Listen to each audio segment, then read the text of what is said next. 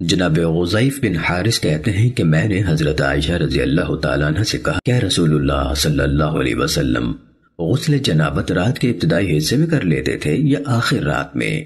انہوں نے جواب دیا کہ بعض اوقات ابتدائی رات میں کرتے تھے اور بعض اوقات رات کے آخری حصے میں۔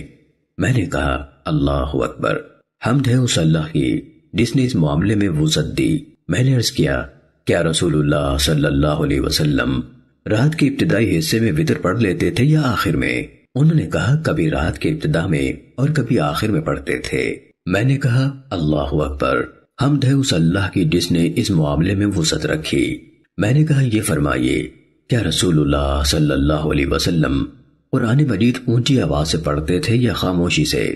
فرمایا کہ کبھی اونچی آواز سے پڑھتے تھے اور کبھی دھیمی آواز اور خاموشی سے۔ میں نے کہا اللہ اکبر، حمد ہے اس اللہ کی جس نے اس معاملے میں وسعت رکھی۔